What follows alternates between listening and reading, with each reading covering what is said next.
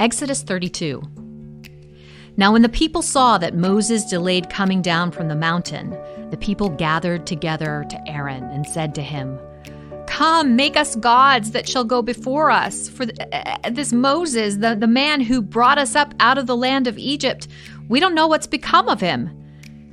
And Aaron said to them, "Break off the golden earrings that are in your ears of your wives, your sons, and your daughters, and bring them to me." So all the people broke off the golden earrings that were in their ears and brought them to Aaron. And he received the gold from their hand, and he fashioned it with an engraving tool, and he made a molded calf. Then they said, "This is your God, O Israel, that brought you out of the land of Egypt." So when Aaron saw it, he built an altar before it. And Aaron made a proclamation and said, "Tomorrow is a feast to the Lord." Then they rose up early the next day, offered burnt offerings, and brought peace offerings, and the people sat down to eat and drink and rose up to play. And the Lord said to Moses, "Go get down, for your people whom you brought up out of the land of Egypt have corrupted themselves. They have turned aside quickly out of the way which I commanded them. They have made themselves a molded calf and worshipped it and sacrificed to it and said, 'This is your God, O Israel, that brought you up out of the land of Egypt.'" So it was, as soon as Moses came near the camp, that he saw the calf and the dancing. So Moses' anger became hot, and he cast the tablets out of his hands and broke them at the foot of the mountain. Then he took the calf that they had made, burned it in the fire, and ground it into powder. And he scattered it on the water, and made the children of Israel drink it. And Moses said to Aaron, "What did this people do to you, that you have brought so great a sin upon them?" So Aaron said, "Do not let the anger of my Lord become hot. You know the people, that they are set on evil. For they said to me, 'Make us gods that shall go before us.' And as for this Moses, the man who's brought us out of the land of Egypt, we don't know what's become of him. And I said to them, 'Whoever has any gold, let them break it off.' So they gave it to me, and I cast it into the fire, and this calf came out." You have to ask, what happened here? Through the whole wilderness narrative, we see a back and forth between God and his people. They worry about how their immediate needs will be met, about the future, and about who will lead them. And each time they voice a concern, God reveals that he already had a plan for them and tries to teach them that they need more than the basics. They need to rely totally on him. An extremely difficult lesson to learn, it turns out. They grumble about water. They grumble about food. And every time they grumble, God's answer to their need is dramatic. Water turns from bitter to sweet. Manna arrives from heaven. God is present in fire and cloud and smoke, the sound of a trumpet, thunder and lightning. God knows his people need more than food and shelter and a plan. They need the eyes and hearts to see his presence, to rest their hope in him. And he has never once failed them. Before Moses goes up onto the mountain to talk with God alone, he assures the people, "Do not be afraid. God has come to test you, so the fear of God will be with you to keep you from sinning." "Will you keep the Sabbath and not make idols?" God asks the Israelites again and again. And again and again, the Israelites agree, "We will do everything the Lord has said." And with that, God gives final instructions before Moses leaves them for his intermediate plan to be present with them.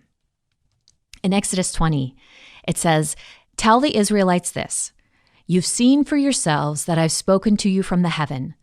Do not make any gods to be alongside me. Do not make for yourself gods of silver or gods of gold.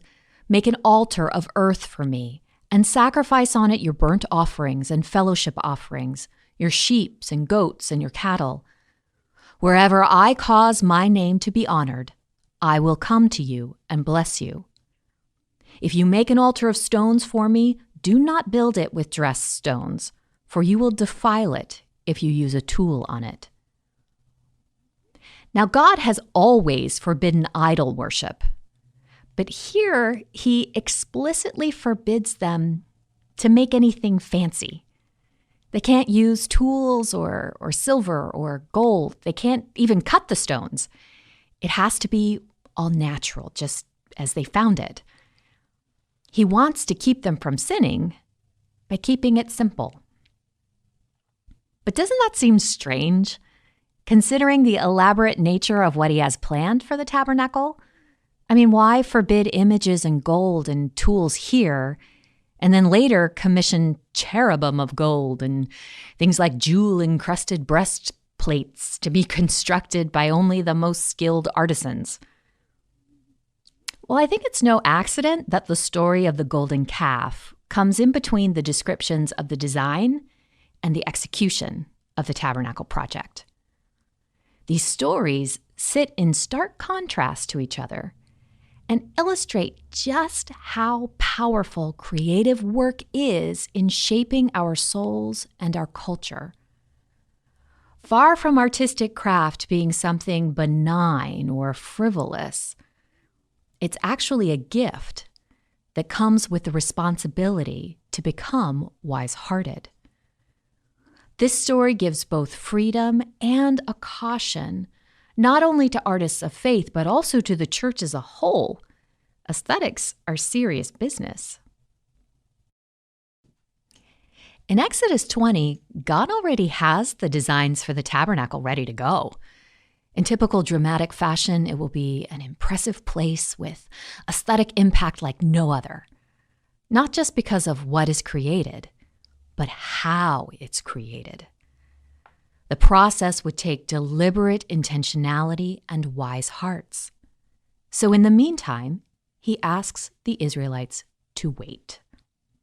He prescribes natural, untouched beauty of earth and stone for the temporary altar, materials which God himself created and hewn. Nothing is to be added or taken away, no tools, no gold, no silver, nothing to indicate that what they've created might somehow be responsible for conjuring God up or containing him by their skill or generosity. In Exodus 20, God makes it clear that he alone indicates where an altar should be located. God initiates the interaction by making his presence and his name known where he chooses. God receives the sacrifice and gives God's blessing of his own volition and in his own time. Unlike idols of the day who were thought to be sort of contained in the image of an animal or of some sort of statuary that they were able to animate through various rituals and incantations, unlike that, God rested in the presence of his people on his own terms. The God of Israel was not to be seen as a totem to be called on for good luck or fertility or provision when the people felt they needed it. The God of Israel was to be worshipped in recognition that he had already been faithful, would always be faithful, and was the center of all of life. But instead, the people let their fear get the better of them. The New Oxford Annotated Bible has this in their commentary section. Even as God is giving Moses the instructions for establishing covenant worship, the Israelites impatiently begin worshiping in their own unacceptable way. During Moses' absence, the people become anxious, speak disrespectfully of Moses, choose Aaron as their new leader, and demand a tangible sign of God's presence immediately. Moses has stayed on the mountain for 40 days and 40 nights, and now they demand gods who shall go before us. Ironically, they want visible symbols of the divine presence, which are exactly what God is even now telling Moses how to create. While God intends Aaron's leadership, the use of gold, an altar, festivals, offerings, eating and drinking, all to be a part of the worship of the tabernacle, The people, in their impatience, use all of these to dedicate a calf, a worship symbol with which God will have nothing to do. The golden calf was not initiated by God, made sloppily with human hands and leftover materials, and it was made by people who were concerned more with their own spiritual experience and relieving their anxiety than truly worshiping and relying on God. So, we start to see that the problem with the golden calf is as much about how it was created as it is about what was created. Artistic and created elements were used in the tabernacle, but they were dictated and designed by God and executed by skilled artisans God had chosen and prepared with wise hearts. For God, the heart and manner of creating is directly tied to the outcome. A lack of wisdom, understanding, knowledge, and craftsmanship led to the creation of an idol rather than an acceptable altar.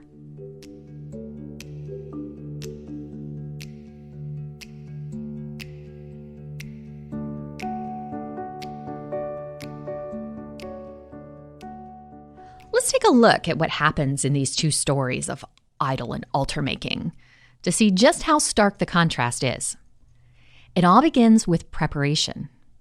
In one story, we see wisdom reflected. In the other, nothing but panic and chaos. As God prepares for the tabernacle, we find Moses up on the mountain in the cloud, 40 days and 40 nights. He spends time in prayer, listening for God's voice and receiving the detailed plans and instructions. And later, when Moses asks for all with willing hearts to come and give the materials for the altar, the people withdraw to consider and pray, and only then those whose hearts were moved responded. And the skilled artisans who were chosen to execute God's design were called wise-hearted. They were blessed, prepared, and capable for the task. Whereas the preparation for the golden calf was marked by impatience and urgency.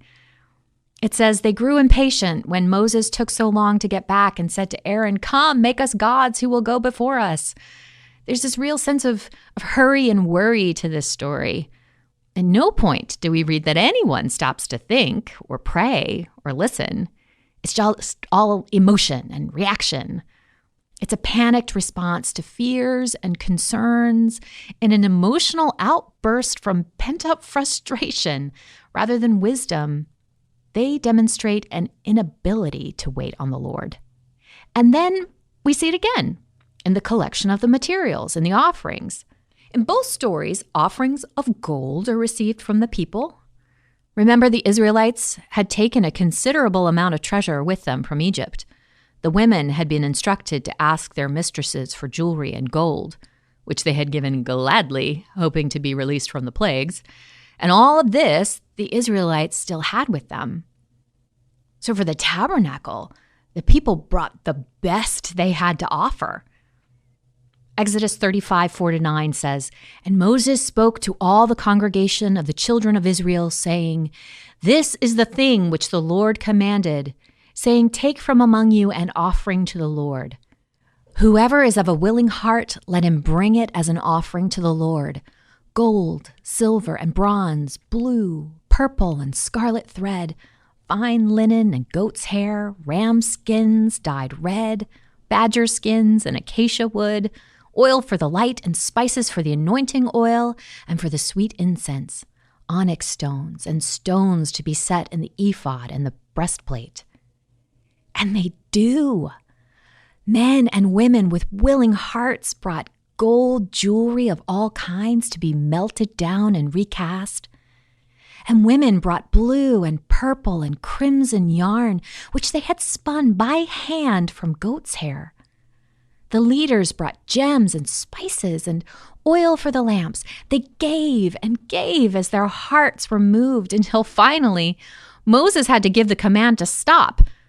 And even then, the people had to be restrained from giving because there was not only more than enough, There was too much. Can you even imagine the beauty of an entire community prayerfully, intentionally, joyfully giving the best they have to give, whether it be wealth or skills or talents, all to make God's presence known? But then there's the golden calf. They gathered round Aaron and said, "Come, make us gods who will go before us. As for this fellow Moses who brought us up out of Egypt, we don't know what's happened to him." And Aaron answered them, "Take off the gold earrings that your wives, your sons, and your daughters are wearing and bring them to me." So all the people took off their earrings and brought them to Aaron, and he took what they handed him and made it into an idol cast in the shape of a calf, fashioning it with a tool. And then they said, "These are your gods, Israel, who brought you up out of Egypt." Aaron displays a blatant lack of understanding, taste, and discernment as he haphazardly asks for whatever the people happen to have on them. This wasn't the good stuff that they had stored away. They frantically just pulled off whatever everyday wear they happened to have on without any thought or consideration. The men were simply instructed to take whatever they could find from the women and children. And not least, the difference is evident in the artistic design itself. The tabernacle and all its pieces were designed by God and crafted by well-trained craftspeople, lending multiple sets of expertise. The tabernacle tent, the ark, the altar, the garments, the table, oil, ephod, the courtyard, the breastplate, the lampstand, all of it. God instructs Moses, "See that you make them according to the pattern shown to you on the mountain." From the number of gold rings to hold the tabernacle exactly where they were to be placed, to the amount and type of oil to be used in the lampstands, the size, materials, the decoration, the colors of the curtains, skillfully woven waistbands, underwear, jeweled breast pieces, and headpieces, all were intricately selected and dictated by God. And woven throughout the narrative, God again and again and again instructs that each piece be made by skilled craftsmen and women, wise-hearted ones, skilled artisans. Finally, at the center of it all, God commands Moses to put in the ark, the testimony which I will give you, which are the 10 Commandments. The tabernacle holds the testimony of God.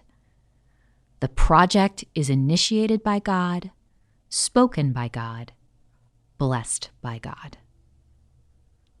Whereas the scripture says Aaron took what they handed him, seemingly without thinking, Aaron just grabs what they give him, melts down the cheap jewelry, and crudely makes something that turns out to look roughly like a calf. No thought, nothing set apart, no skill, no craftsmanship, just a makeshift seat for an altar that would hopefully buy him time till Moses returned.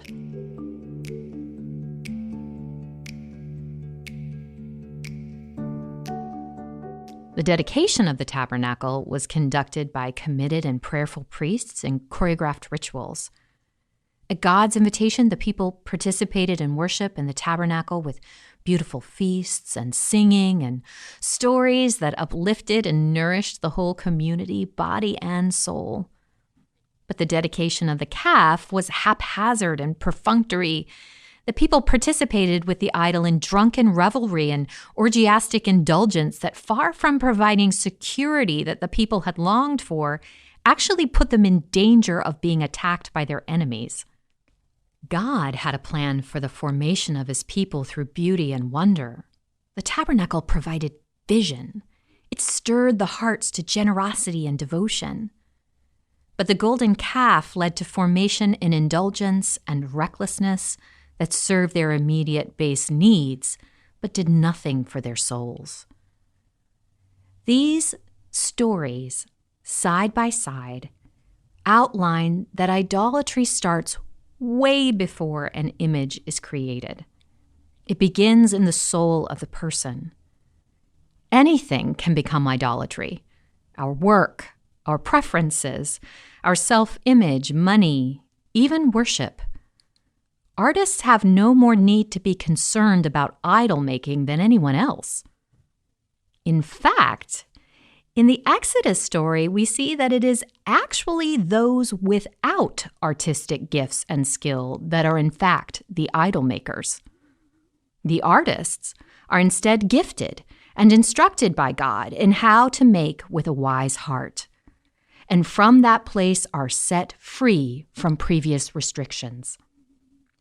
They're now free to create with tools, use gold, make images, and all kinds of beauty in order to honor God. Because they are gifted and disciplined in wisdom and understanding, in knowledge and craftsmanship, they are set free to create.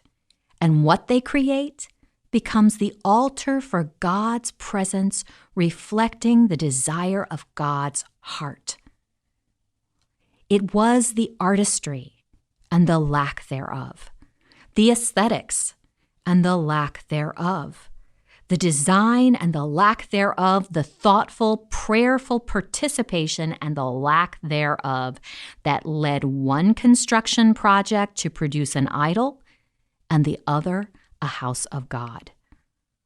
It is as we train our hearts to love the right things, as we become wise-hearted ones, that we as artists find the freedom to create. The Wise-Hearted Ones series from the Verge Now podcast is presented by Convergence, hosted and written by Lisa Cole-Smith, with original music by Jay Smith and produced by me, Dan ABH. Recorded on location at the lab at Convergence, located in Alexandria, Virginia. For more information on the Wise-Hearted Ones, please visit vergenow.org. You can rate and review this episode on Apple Podcasts. You can also listen and stream all of our podcasts on Spotify, Apple, Podbean, and many, many more.